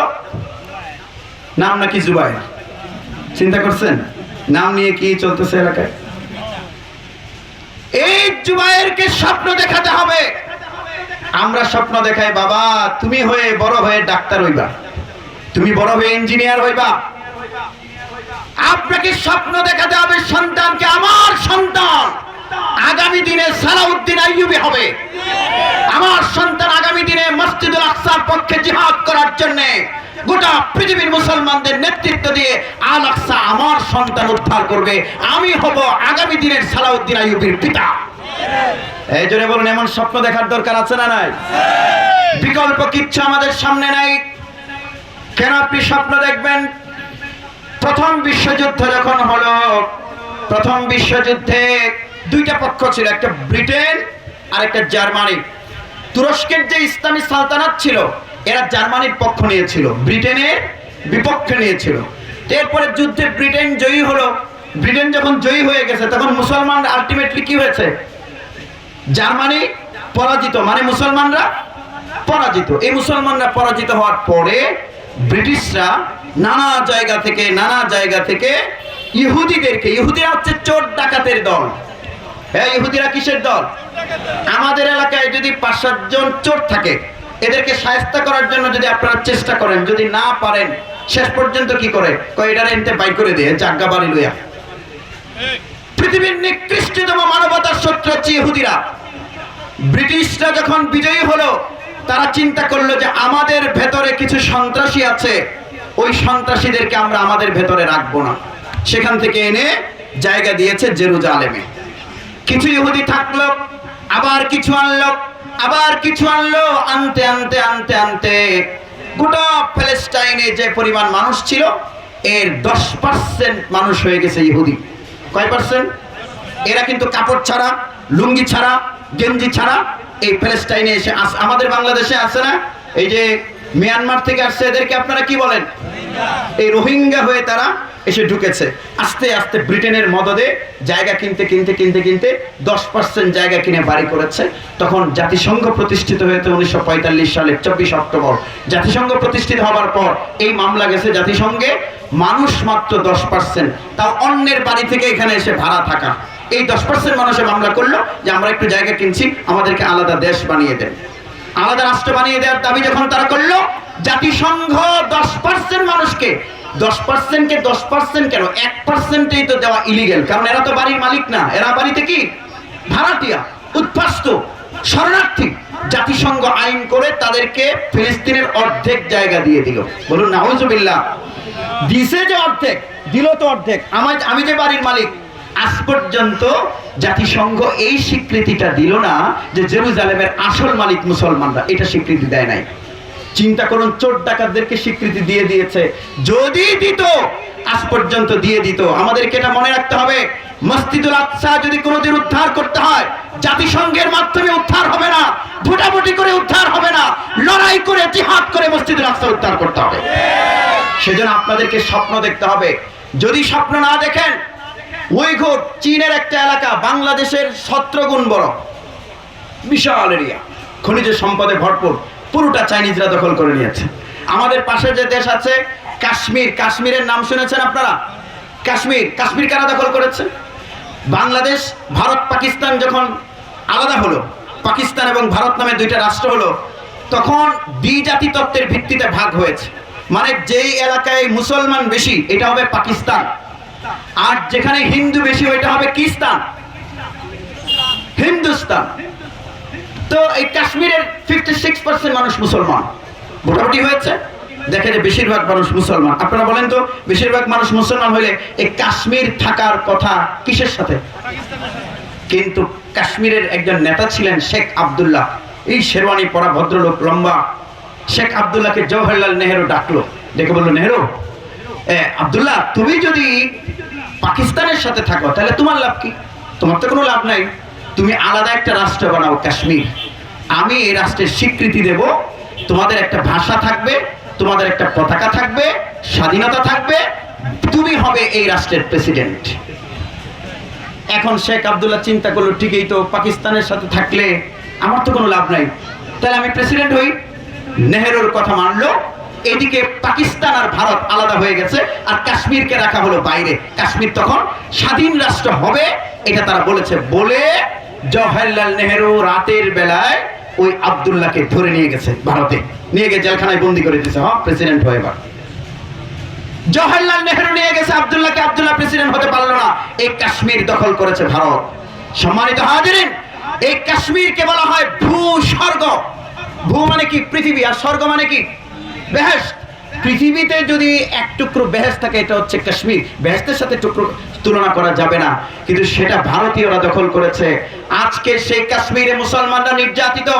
আপনাদের কাছে জানতে চাই, এই যে আরাকানে মুসলমানরা নির্যাতিত, মসজিদুল আকসা ইহুদিদের দখলে চলে গেছে, এই যে নির্যাতন চলমান আছে, এগুলো বন্ধ করার দরকার আছে না নাই? একমাত্র ওই হচ্ছে জিহাদ, জিহাদ, জিহাদ। আপনাকে স্বপ্ন দেখতে হবে, আমি জিহাদ করব। তুরস্কের প্রেসিডেন্টের নাম জানেন আপনারা? কি নাম? এরদোগান 2018 সালে বলেছেন যে আমরা একটা ইসলামী সেনাবাহিনী বানাবো, আর্মি অফ ইসলাম। কেন? এই যে উইঘুরিস্তান চলে যাচ্ছে, কাশ্মীর চলে যাচ্ছে, আরাকান চলে যাচ্ছে, বাংলাদেশের দিকে মাঝে মধ্যে তাকায় কি তাকায় না? তাকায়। চিন্তা করে যে কোন রকম যদি এটা দখল করে ফেলতে পারি, এরকম চেষ্টা তারা করে। খনিজের সম্পদগুলো সব মুসলমানদের দেশে। স্বর্ণ আছে কোথায়? মুসলমানদের দেশে। এই যে আফগানিস্তানে এরা 20 বছর ছিল, আমেরিকা কেন ছিল? কারণ আছে। আফগানিস্তানের পাহাড়ের নিচে ছোট্ট এক রকমের পাথর পাওয়া গেছে।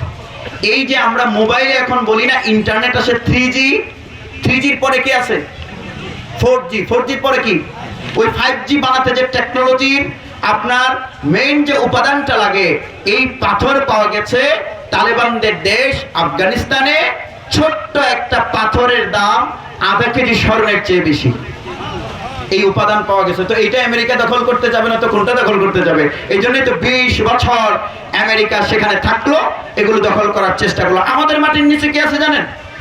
আমাদের মাটির নিচে এখনো 12.54 ট্রিলিয়ন ঘনফুট গ্যাস বাংলাদেশের মাটির নিচে।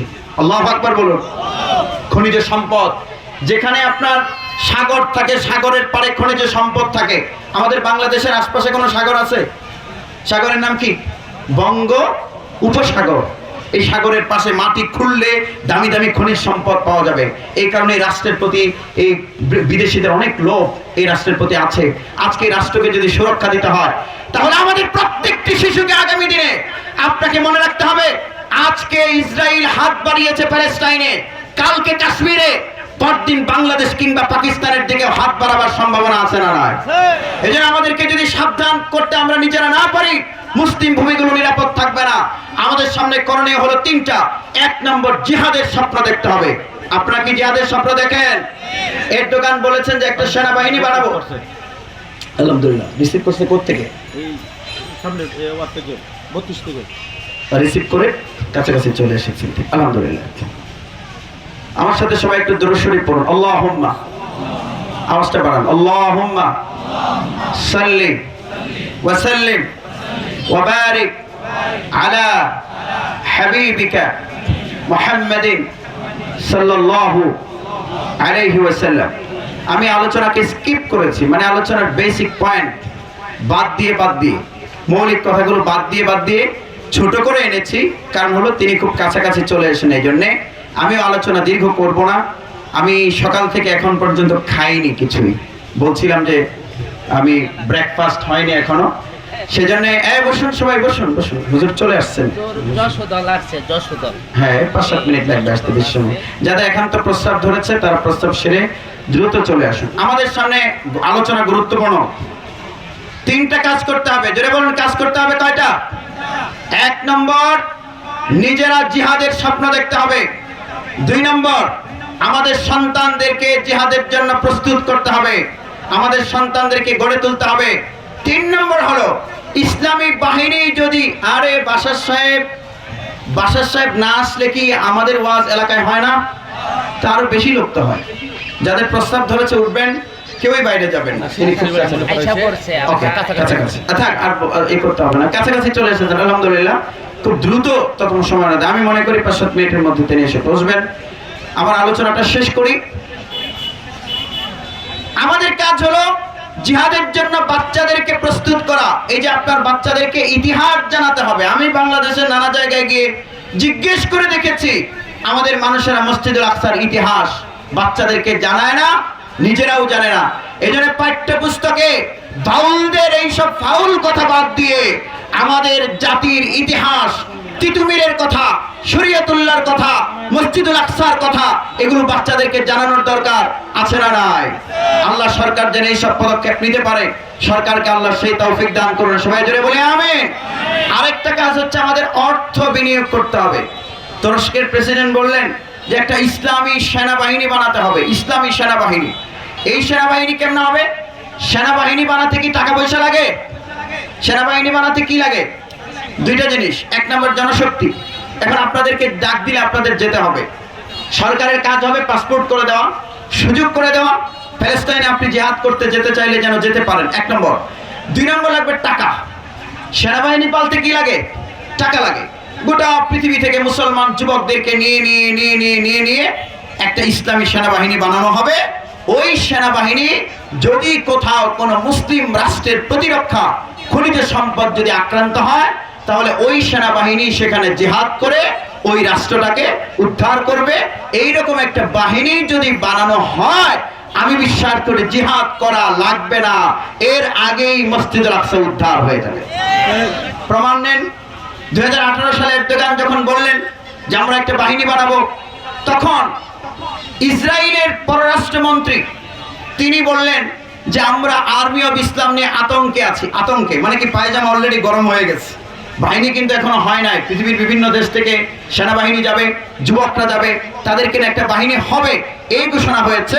তারা বলছে যে আমরা আতঙ্কে আছি। সেজন্য আমাদের কাজ হলো ইউনাইটেড হওয়া, ঐক্যবদ্ধ হওয়া, জিহাদের স্বপ্ন দেখা। আর একটা মৌলিক কাজ আমাদের আছে, সেটা হলো প্রত্যেক মুসলিম রাষ্ট্রকে ইসলামী রাষ্ট্র বানানো। কি রাষ্ট্র বানানো? এখন বাংলাদেশ চালায় কে বলুন? আরো জোরে বলুন, নাম কি? ডক্টর মোহাম্মদ ইউনূস। আপনি যদি ইউনূসকে চান, ইউনূসকে যদি বলেন যে আপনি জেরুজালেমের পক্ষে, ফিলিস্তিনের পক্ষে একটা জিহাদের ডাক দেন, ইউনূস সাহেব কি সহজে শুনবে? কিন্তু ইউনূসের জায়গায় যদি মামুনুল হক হয়, এই কথা বলে না, আপনাকে বলতে হবে তার না নিজেই করবেন? যদি আমারে ওইখানে পাঠান, তাহলে আমি তো ওয়াজ করছি, আপনাদের বলতে হবে না আমি নিজেই করব।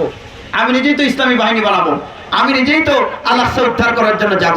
সেজন্য আমরা করি কি জানেন? সরকারে আমরা তাদেরকে পাঠাই, মুসলিম দেশগুলো তারা পরিচালনা করে যারা ইসলাম জানে না। আমরা যখন আন্দোলন করি, আমাদের আন্দোলনের পরিপ্রেক্ষিতে তারা যতটুকু মনে করে ততটুকু মেসেজ দেয়।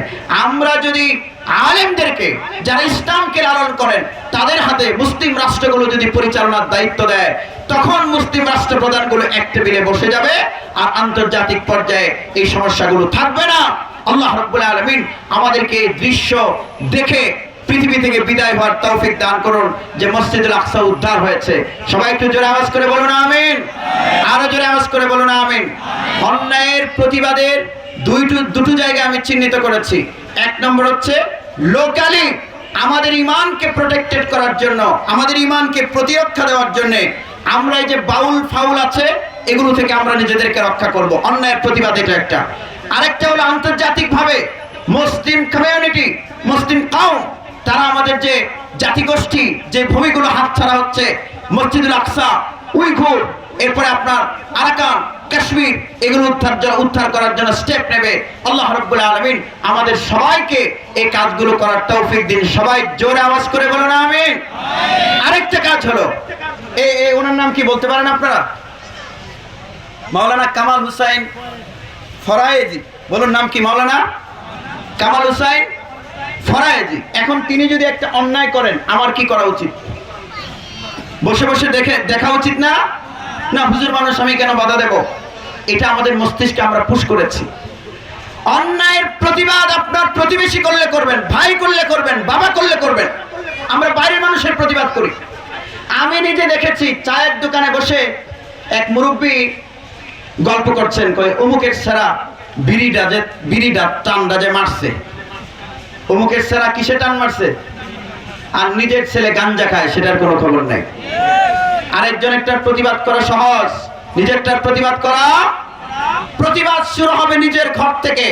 ভাইরা আমার, আমরা নিজের ভাই যখন সুদি লেনদেন করে প্রতিবাদ করি না, নিজের ভাই যখন অন্যের জায়গা দখল করে প্রতিবাদ করি না, নিজের দলের মানুষ যখন অন্যায় করে তখন প্রতিবাদ করি না, তাকে আরো প্রোটেকশন দেই। এরপরে দেখা যায় বাইরের লোকজন যখন প্রতিবাদ করে, তখন আমাদেরকে সেটা বাইরের লোকজন প্রতিবাদ করে করে করে করে একটা সাংঘর্ষিক অবস্থা তৈরি হয়। সেজন্য আমরা যার শুভাকাঙ্ক্ষী, এই মানুষটার অন্যায় করলে আমি প্রতিবাদ কেন করব? কারণ তিনি যদি অন্যায়টা করতে থাকেন, তাহলে তিনি বিপদে পড়ে যাবেন। আমাদের এলাকায় কি সুদ আছে? জোরে বলুন, সুদ নাই? সুদি লেনদেনে যখন মানুষ জড়ায়, আপনারা বাধা দেন? ম্যাক্সিমাম মানুষ বাধা দেয় না, বরং বাহবা দেয়। আমাকে অনেকে বলে যে তোমার না 2-3টা প্লট আছে, তুমি ব্যাংক থেকে লোন নিয়ে 6 তলা করে ফেলতে পারো না? 6 তলা করে ফেললেই তো তুমি 2 লাখ 4 লাখ টাকা ভাড়া পাও। আমরা মানুষকে উস্কানি দিই হারাম কাজ করার জন্য। আমাদের উচিত নয় উস্কানি দেওয়া, বরং তাকে বাধা দেওয়া। ভাই, সুদি লেনদেন করা যাবে না। সুদি লেনদেন হালাল না হারাম? রাসূল সাল্লাল্লাহু আলাইহি ওয়াসাল্লাম বলছেন যে 1 টাকা সুদ, দিরহামুন রিবা ইয়াকুলুহু রাজুল ওয়া হুয়া ইয়ালাম আশাদ্দু মিন 36 জিনা। কেউ যদি 1টা টাকা সুদ খায় অথবা 1টা টাকা সুদ দেয়, তাহলে 36টা জিনার চেয়ে বেশি গুনাহ তার আমলনামায় লেখা হয়। এখন আপনার ভাই সুদ খাচ্ছে, আপনি তো এটার বাধা দিতে হবে, এটা আপনার দায়িত্ব। আপনার ভাই যখন অন্যায় কাজ করছে, আপনি যদি তাকে ভালোবাসেন, তাকে আপনার বাধা দিতে হবে। আপনার ভাই যখন এমন কোনো কাজ করছে যে কাজ করার কারণে সে দুনিয়াতেও ঠকবে, পরকালেও ঠকবে, তখন আপনার সামনে দাঁড়িয়ে যেতে হবে। রাসূলুল্লাহ সাল্লাল্লাহু আলাইহি ওয়াসাল্লাম বলেছেন, উনসুর আখাকা যালিমান আও মাজলুমা, তোমার ভাইকে সাহায্য করো, হেল্প করো। কখন? সে যদি জালেম হয়, হেল্প করো। সে যদি মাজলুম হয়, হেল্প করো। মনে করুন উনি আপনাকে একটা থাপ্পড় দিতে গেল, তা আমি তাকে কিভাবে হেল্প করতে পারি? তাকে বলবো যে ভাই থাপ্পড়টা জোরে দাও, আমি তোমার হাতে একটু ধরে দিই, নাকি? না, তোমার ভাই জালেম হলে হেল্প করো, মানে হচ্ছে তার হাতটাকে তুমি রক্ষা করো, হাতে ধরে ফেলে তুমি বাঁচাও। এভাবে সমাজে যদি আমরা সমাজের সবগুলো সেক্টরে আমরা যখন অন্যায়ের প্রতিবাদ করতে পারবো, চুপ থাকবো না, তখন আমাদের সমাজে আস্তে আস্তে আস্তে আস্তে আস্তে আস্তে অন্যায় নির্মূল হবে। আর যখন অন্যায় অপরাধ নির্মূল হবে, তখন আমাদের সমাজ সুন্দর হয়ে যাবে। আল্লাহ রাব্বুল আলামিন আমাদেরকে তৌফিক দান করুন। সবাই জোরে আওয়াজ করে বলেন আমিন। ছোট্ট একটা ঘটনা বলে আমি শেষ করব। আমি এটা শেষ করার আগেই হুজুর চলে আসবেন, একদম কাছাকাছি চলে এসেছেন। আমরা ইউনাইটেড না, আজকে আমাদের জিহাদের স্বপ্ন নাই, অন্তরে জিহাদের তামান্না নাই, অথচ আমাদের রাষ্ট্র আছে 58টা মুসলিম রাষ্ট্র। এরা যদি এক টেবিলে বসতো, আমাদের ইন্টারন্যাশনাল যে ক্রাইসিসগুলো আছে, এই ক্রাইসিসগুলো থাকতো না। আমি একটা ছোট্ট ইংরেজি বইয়ের অনুবাদ করেছিলাম, ওইখানে একটা ঘটনা লেখা হয়েছে। এখন থেকে 1000 বছর আগে, এখন যে জায়গাটা তুরস্ক, এখানকার এক লোক ছিল, তার নাম ওসমান। বলো তো নামটা কি? ওই উসমানের এলাকায় খ্রিস্টান ছিল চতুর্দিকে, আর একটা মাদ্রাসা ছিল। ওই মাদ্রাসা থেকে তিনি হাফেজদেরকে আনতেন, এনে বাড়িতে খাওয়াতেন। তো কয়েকদিন পরে এলাকার সব খ্রিস্টান এসে তার বাড়ি ঘেরাও করেছে। ঘেরাও করে বলছে, তুমি যদি হুজুরদের সাথে সম্পর্ক রাখো, তাহলে তোমাকে আমরা পৃথিবী থেকে বিদায় করে দেব। হুমকি দিয়ে গেল। উসমান কেয়ার করলো না, বাড়িতে আলেমরা আসে, খাওয়ায়। আরেকদিন রামদা বটি নিয়ে পুরো বাড়ি ঘেরাও করে ফেলেছে। ঘেরাও করে বলছে, মেহমানদেরকে আমাদের হাতে তুলে দাও। ওসমান বলছে যে না, তুলে দেব না, আমার সাথে কথা বলো। অনেক রিকোয়েস্ট করার পর তারা রাজি হয়েছে যে মেহমানদেরকে বের করে দিতে হবে, আর উসমানও এলাকা ছেড়ে চলে যাবে। ওসমান রাজি হলেন, চলে যাবেন। সেখান থেকে 4 মাইল দূরে তার এক উস্তাদের বাড়ি ছিল। উস্তাদের বাসায় গিয়ে বিকেল বেলায় উঠলেন উসমান, দরজায় নক করলেন। ভেতর থেকে উস্তাদ বেরিয়ে এলেন। বেরিয়ে এসে বলছেন, উসমান কি চাও? উসমান বললেন, হুজুর এলাকার খ্রিস্টানরা আমাকে এলাকা থেকে বিতাড়িত করে দিতে চাচ্ছে, আপনার পরামর্শ চাইতে আসলাম, আমি কি এলাকায় থাকবো নাকি চলে যাব? উস্তাদ বললেন যে তুমি আমার বাসায় রাতের খাবার খেয়ে ঘুমাও, আমি ভোরবেলায় তোমাকে বলবো তুমি থাকবে না যাবে। উসমান রাতের বেলায় খেয়ে ঘুমিয়েছে। ভোরবেলায় উঠে উস্তাদ বলল, তুমি আর বাড়ি ফিরে যাবে না, তুমি শুকনো খাবার নিয়ে জঙ্গলের পথে পথ চলতে থাকো। ওসমান পথ চলছেন। জোহরের নামাজের পরে এক জায়গায় বসেছেন। বসে তিনি দেখতে পেলেন বিপরীত দিক থেকে 11 জন পাগড়ি পরা, সাদা পাগড়ি পরা 11 জন লোক আসছে। গুনে গুনে দেখেন 11 জন কাছে এসেছে। আসার পরে তাদেরকে বললেন যে তোমরা কারা? ওই 11 জন বলছে যে আমরা কোরআনের শিক্ষক। জোরে বলুন আল্লাহু আকবার। এলাকা কিসের? খ্রিস্টানের, তারা কোরআনের শিক্ষক। 11 জন বললেন, তুমি কে? উসমান বলেন, আমি কোরআনের শিক্ষকদের খাদেম। বলুন আল্লাহু আকবার। উসমান বললেন, তোমরা কোথায় যাবে? লোকেরা বলল, যাব আমরা মানুষকে কোরআন শিখাবার জন্য পার্শ্ববর্তী খ্রিস্টান রাষ্ট্রে। উসমান বললেন, তাহলে আমাকে সাথে নিন, আমি আপনাদের খেদমত করব, জুতা মুছে দিতে হলে দেব, রান্না করে দিতে হলে করে দেব। রাজি হয়েছে, বললো যে ঠিক আছে চলো, আমরা যেই যেই কাজ দেব সেই সেই কাজ তোমাকে করতে হবে। বললো ঠিক আছে, সব করব। জোহরের নামাজের পরে তারা একসাথে হয়ে, আগে 11 জন ছিল, এখন উসমান যুক্ত হয়েছে। বলুন কয়জন হলো? এই 12 জন পথ চলেছে। আসরের নামাজের পর আরেকটা জায়গায় বিশ্রামের জন্য তারা বসেছে। সেখানে ওই দলের 11 জনের যিনি মুরব্বী ছিলেন, তিনি দাঁড়িয়ে বললেন, উসমান, তোমার সামনে আমাদের একটা প্রস্তাব। আমরা যে পথ চলছিলাম 11 জন ছিলাম না, ছিলাম আমরা 12 জন। আমাদের যিনি আমির ছিলেন আমির সাহেব গতকালের আগের দিন ইন্তেকাল করেছেন। গত রাতে আমরা আমির নির্বাচন নিয়ে পরামর্শে বসেছিলাম, সিদ্ধান্তে পৌঁছতে পারিনি। সিদ্ধান্তহীনতার পরে এই মর্মে আমরা সিদ্ধান্ত নিয়েছি, আজকে পথ চলতে চলতে যদি কোনো মুসলমানের সাথে দেখা হয়, ওই মুসলমানকে আমরা আমাদের কাফেলার আমির বানিয়ে নেব। তো দেখা তো হয়েছে তোমার সাথে, তুমি আমাদের সাথে এসেছো, এখন তোমাকে আমির হতে হবে। উসমান বললেন, দেখুন আমি আমির না, আমি মামুর, আমি খাদেম, মাখদুম নই। ওই কাফেলার 11 জন বলছে, আমাদের শর্ত যদি না মানো তাহলে বেরিয়ে যাও, গেট আউট। উসমান বাধ্য হয়ে মানলো। এই 12 জনের কাফেলা চলতে চলতে মানুষকে ইসলামের দাওয়াত দিয়েছে, 1000 মানুষকে মুসলমান বানিয়েছে। যে এলাকায় 10 জন মুসলমান হয়, সেখানে 10 জন থেকে 2 জন এসে কাফেলায় যুক্ত হয়। যেখানে 20 জন হয়, 4 জন 5 জন এসে যুক্ত হয়। ওই কাফেলায় 12 জন থেকে বাড়তে বাড়তে কাফেলার সদস্য হয়েছে 300 জন। একটি খ্রিস্টান রাষ্ট্রের পাশ দিয়ে তারা যাচ্ছিলেন, এমন সময় তাদের কাছে খবর আসলো পার্শ্ববর্তী খ্রিস্টান রাষ্ট্রে মুসলমানদের উপরে নির্যাতন করা হচ্ছে। উসমান ক্লাস বন্ধ করলেন। 3 বেলা কোরআন শেখানোর ক্লাস করতেন, ক্লাস বন্ধ করে দিয়ে জিহাদের ডাক দিলেন। ভাইরা আমার, সাথীদেরকে বললেন, আমরা 3 বার ক্লাস করতাম, সকাল দুপুর রাত। এখন থেকে কোরআনের ক্লাস হবে 1 বার, বাকি 2 বার হবে জিহাদের প্রশিক্ষণ। মাদ্রাসাগুলোতে জিহাদের প্রশিক্ষণের দরকার আছে না নাই? বাচ্চাদেরকে শুনেন, এই যে ইসরায়েলিরা কি করে জানেন, তাদের ছোট ছোট বাচ্চাদেরকে জিহাদের প্রশিক্ষণ দেওয়া, যুদ্ধের প্রশিক্ষণ দেওয়া। আর আমরা আমাদের বাচ্চাদেরকে ফিজিক্যাল এক্সারসাইজটা পর্যন্ত ঠিকমতো করাই না। জিহাদ সে কি করে করবে? ওসমান তার 300 জন সাথীকে জিহাদের প্রশিক্ষণ দেওয়ালেন। মুসলিম খ্রিস্টান রাষ্ট্রের পাশ দিয়ে যাচ্ছেন, সিদ্ধান্ত নিলেন খ্রিস্টান রাজার বিরুদ্ধে জিহাদ করবেন। সদস্য সংখ্যা মাত্র 300। রাষ্ট্রের রাজার গুপ্তচররা পাহাড়ের উপর থেকে দেখেছে, সাদা পাগড়িওয়ালা মানুষ একসাথে যদি 15-20 জন থাকে, তাহলে কি দূর থেকে দেখলে 15-20 জনে মনে হয় না আর একটু বেশি মনে হয়? বেশি মনে হয় না? 300 জনকে দেখে রাজার কাছে গিয়ে বিচার দিয়েছে, বলল যে 1000 পাগড়িওয়ালা মুসলমান আসছে। রাজা গুপ্তচর পাঠিয়েছে, প্রতিনিধি পাঠিয়েছে যে জানো তারা কি চায়, আমাদের কাছে চায় কি? উসমান বললেন, যদি আমার খবর জানতে চাও তাহলে আমাকে সসম্মানে রাজ দরবারে নিয়ে যেতে হবে। 300 জনের কাফেলা নিয়ে উসমানকে নিয়ে এসেছে রাজ দরবারে। উসমানের সামনে দাঁড়িয়ে রাজা বলছেন, তোমরা কি চাও?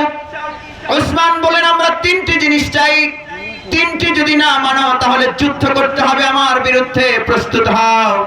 1 নম্বর হলো মুসলমানদের উপর নির্যাতন করা হচ্ছে, বন্ধ করতে হবে। 2 নম্বর, যারা নির্যাতন করছে তাদের বিচার করতে হবে। 3 নম্বর, আমরা 300 জন আপনার রাষ্ট্রে ঢুকে যাব, খ্রিস্টানদেরকে ইসলামের দাওয়াত দেব, আমাদেরকে বাধা দিতে পারবেন না, নিরাপত্তা দিতে হবে। ক্যাবিনেটের বৈঠক বসেছে, মন্ত্রিসভা। ওই বৈঠকে রাজা মন্ত্রীদেরকে বললেন, তোমরা কি যুদ্ধ করবে নাকি শর্ত মানবো? মন্ত্রীরা বললেন যে মহারাজ, মুসলমানরা তো এমনিতে কাউকে ধরে না, কিন্তু ধরলে আবার এই 300 জন তো আমাদের সব সাফ করে ফেলবে, আপনি শর্ত মেনে নিন। রাজা বলল যে 2টা মানা যায়, কিন্তু শেষেরটা মানা যায় না। শেষেরটা কি বলুন তো? মাশাআল্লাহ, মনোযোগ দিয়ে শুনছেন। জোরে বলুন, কি দেওয়া? ইসলামের দাওয়াত দেব। হাত জোর করে বলেছে যে 2টা মানলাম, নির্যাতন বন্ধ, বিচারও হবে, কিন্তু ইসলাম প্রচারটা বন্ধ রাখতে হবে। উসমান বললেন, মানলে 3টাই মানতে হবে, না মানলে যুদ্ধের জন্য প্রস্তুত হোক। সম্মানিত হাজিরিন, দেখুন মুসলমানরা যদি হুঙ্কার দিতে পারে কিভাবে বিজয় হয়। রাজা বলল, ঠিক আছে, 3টাই মানলাম। বিচার হলো, নির্যাতন বন্ধ হলো। উসমান 300 জন সাথী নিয়ে ঢুকে গেছেন, দাওয়াত দিচ্ছেন। দিতে দিতে দিতে দিতে 10,000 খ্রিস্টান তাদের হাতে হাত রেখে ঈমান এনে ফেললো। 10,000 খ্রিস্টান মুসলমান হয়ে গেছে। ওই সময় একদিন রাজা উসমানকে একটা চিঠি দিয়েছে যে আমি তোমার সাথে দেখা করতে চাই। রাজা দেখা করতে চায়। উসমান চিন্তা করলেন যে এই লোকটা হোক না খ্রিস্টান, আমাকে আশ্রয় দিয়েছিল, এখানে দাওয়াতের সুযোগ দিয়েছিল, আমিই যাই। এসেছেন, দেখা করলেন। রাজা উসমানকে বলছেন, উসমান, তোমার কাছে আমার একটা দাবি আছে। উসমান বললেন, কিসের দাবি? রাজা বললেন, দাবি হলো আমার একমাত্র সুন্দরী রূপসী কুমারী কন্যাকে পাত্রস্থ করার জন্য পাত্র খুঁজছিলাম, পাই না। দেখা যায় যে আমি যদি শিক্ষায় পাই বংশে মিলে না, বংশে মিললে যুদ্ধবিদ্যায় মিলে না, যুদ্ধবিদ্যা মিললে কূটনৈতিক দক্ষতা মিলে না। এখন রাজার মেয়ের জামাই তো বুঝে শুনে দেওয়া লাগবে, পাই না। তো উসমান বলল যে আমি কি করতে পারি? রাজা বলল যে আমি একটা পাত্রের সন্ধান পেয়েছি, তোমার হেল্প লাগবে। উসমান বলল যে যত হেল্প লাগে আমি করব, আপনি আয়োজন করুন। রাজা দাঁড়িয়ে বলছে, উসমান আমি যাকে পছন্দ করেছি সেটা তো তুই নিজেই। এটা আসতে কেন, জোরে বলুন আল্লাহু আকবার। আচ্ছা, এখন যদি মনে করেন একজন খ্রিস্টান প্রেসিডেন্ট আপনাদের কারো ছেলের এইরকম একটা বিয়ের প্রস্তাব দেয়, তাইলে উঠতে দৌড় দেওয়ার সম্ভাবনা আছে না নাই? লুঙ্গি পরে থাকতো না এখানে, থইয়া দৌড় মারবো যে আগে জায়গা খালি তার। ওসমান বললেন, নো, খ্রিস্টানের মেয়েকে আমি বিয়ে করব না। ওই রাজার সাথে সাথে বলেছেন, আমার মেয়েকে ইসলাম গ্রহণের অনুমতি দিলাম। মেয়ে ঈমান এনেছে, বিয়ে হয়েছে। এখন কি উসমানের নিরাপত্তা, সিকিউরিটি, সক্ষমতা কমেছে না বেড়েছে? দাওয়াত আরো দ্রুত গতিতে চলছে। গোটা রাষ্ট্রের প্রায় 50% অর্ধেক মানুষ ঈমান এনে ফেলেছে। সেই সময় রাজা মারা গেছে। এটা গল্প নয়, ইতিহাস।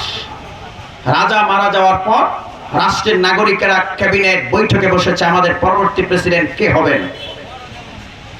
সবাই মিলে দাবি করলো, আমার রাষ্ট্রে আদর্শ মানুষ, আমানতদার মানুষ, যুদ্ধবিদ্যায় পারদর্শী মানুষ, কূটনৈতিক দক্ষতা সম্পন্ন মানুষ হলো ওসমান। আমরা যদি রাষ্ট্র পরিচালনার দায়িত্ব উসমানের হাতে তুলে দিতে পারি, আমাদের রাষ্ট্র নিরাপদ থাকবে। উসমানকে ডাকলো, উসমান বলছে না, আমি দায়িত্ব নেব না। খুব পিড়াপিড়ি করলো তারা। ওসমান বললেন, ঠিক আছে, আমার 300 জন সাথী, তাদের সাথে পরামর্শ করব। পরামর্শ করে ওসমান দায়িত্ব নিয়েছেন, রাষ্ট্রের প্রেসিডেন্ট হয়ে গেছেন। জোরে বলুন আল্লাহু আকবার। তিনি যদি ওই সময় চিন্তা করতেন যে আমি শুধু মাদ্রাসায় পড়াবো, জিহাদের ডাক দেব না, এই চিন্তা যদি করতেন, প্রেসিডেন্ট হতে পারতেন না। রাষ্ট্র এসেছে, শিক্ষা বন্ধ রেখে জিহাদের প্রশিক্ষণ দিয়েছেন। আজকের মুসলমানরা, ইহুদিরা বলে, খ্রিস্টানরা বলে, দেখো জিহাদ হচ্ছে সন্ত্রাস, এরা শূন্য বসে রয়েছে। মনে রাখবেন, আপনার ক্ষেত্রে দলিল আছে, দলিল আছে, খারিজ আছে, খাজনাও দেওয়া। এরপরেও যদি জায়গা দখলে না দেয়, তাহলে মাঝে মধ্যে লাঠির প্রয়োজন হয় কি হয় না? মসজিদুল আকসা আমাদের, কাশ্মীর আমাদের, উইঘুর আমাদের, জেরুজালেম আমাদের, আরাকান আমাদের। এগুলো যারা কেড়ে নিয়েছে, শুধু দলিল দিয়ে কাজ হবে না, খারিজ দিয়ে কাজ হবে না। গোটা পৃথিবীর 200 কোটি মুসলমানকে অস্ত্র তুলে নিয়ে জিহাদের ডাক দিয়ে জেরুজালেমকে উদ্ধার করতে হবে। এর বাইরে কোন রাস্তা আমাদের সামনে নাই, আলহামদুলিল্লাহ। সেজন্য আপনাদের সন্তানদেরকে জিহাদের প্রশিক্ষণ দেওয়াতে হবে। ভাইরা আমার, যাক, আমার ঘটনাও শেষ হয়েছে, হুজুর আসছেন, আলহামদুলিল্লাহ। এটা কর্তৃপক্ষের সিদ্ধান্ত হবে। বাজে কয়টা? 3:55 বাজে, 4টা বেজে গেছে। এদিকে তাকান তো সবাই, আমার দিকে তাকান। বসুন বসুন বসুন বসুন, একটু আওয়াজ দিন সবাই, জোরে বলুন আল্লাহু আকবার। আমার টার্গেট ছিল 2:30 পর্যন্ত কথা বলবো, 4টা হয়েছে। 2:30 থেকে 4টা কয় ঘন্টার ব্যবধান? 1.5 ঘন্টা বক্তব্যকে এক্সটেন্ড করেছি, মানে একটু বাড়িয়ে শেখের জন্য অপেক্ষা করছিলাম। শুরু থেকে প্ল্যান করে বক্তব্য রাখলে 3 ঘন্টা বিষয় না, কিন্তু যখন এক্সটেন্ড করতে হয় তখন একটার পর একটা বিষয় বাড়ানো, এটা অপরিকল্পিত হয়, তখন বক্তব্য অগোছানো হয়। যাই হোক, এরপরেও তিনি জ্যামে পড়ে গিয়েছিলেন। ড্যামরা এসে একটা ব্রিজ বন্ধ ছিল, রাস্তা বন্ধ, গেছেন আরেক রাস্তায়, সেটাও বন্ধ, গেছেন আরেক রাস্তায়, সেটাও বন্ধ। 3টা রাস্তা বন্ধ পাওয়ার কারণে এই লম্বা সময় দেরি হয়েছে। তিনি এসেছেন, আমরা তার বক্তব্য শুনবো। কিন্তু আমি আজকে যে বিষয়ে কথা বলেছি, এই বিষয়ে ওয়াজ কিন্তু আমাদের এলাকায় করিনি, বাইরেও করিনি। বাউলদের বিষয়ে ওয়াজ আমি কোথাও করিনি, আজকে প্রথম। একদম তরতাজা নতুন ওয়াজ পেয়েছেন আপনারা রাগ করেছেন? তো আজকের আলোচনার মূল পয়েন্ট হলো, অন্যায়ের প্রতিবাদ করতে হবে, ঘরে করতে হবে, বাইরে করতে হবে, সমাজে করতে হবে, আন্তর্জাতিক পর্যায়ে করতে হবে, এবং আমাদের সন্তানদেরকে জিহাদের প্রশিক্ষণ দেওয়াতে হবে। ওই ওসমান তখন নাগরিকদের সামনে ভাষণ দিতে কোরআন বুকে নিয়ে গিয়েছিলেন। নাগরিকরা বলেছিল, এটা কি? তিনি বলেছিলেন, এটা হবে আমাদের নতুন রাষ্ট্রের সংবিধান। ভাইরা আমার, সেজন্য আমাদের সতর্কতা বাড়িয়ে ইমানকে প্রোটেক্টেড করব। যেখানে অন্যায় হবে সেখানে প্রতিবাদ করব। এই বাউলদের থেকে সমাজকে যেন রক্ষা করা যায় সেজন্য আমরা স্টেপ নেব। আর এই সব কথা আমরা বলবো না, বাউলরাও কিছু বুঝে ইসলাম, তাদের এই যে আবুল সরকারের কথায় যৌক্তিকতা আছে, বরং আমরা উলামায়ে কেরাম যদি ডাক দেয় আবুল সরকারকে যদি ছেড়ে দেওয়া হয়, যদি ইউনুস ছাড়ে, আর আলেমরা যদি ডাক দেয় প্রয়োজনে এই ইস্যুতে ইউনুসের 12টা 13টা আমরা বাজিয়ে ছাড়বো। আবুল সরকারকে ছাড়া যাবে না, তার শাস্তি হবে মৃত্যুদণ্ড। আল্লাহ আমাদেরকে তৌফিক দিন, সবাই বলুন আমিন। ওমা আলাইনা ইল্লাল বালাগ। এখনই আজান হবে, আজানের পরপরই নামাজ হবে, নামাজের পরপরই শাইখ বয়ান শুরু করবেন। আসসালামু আলাইকুম।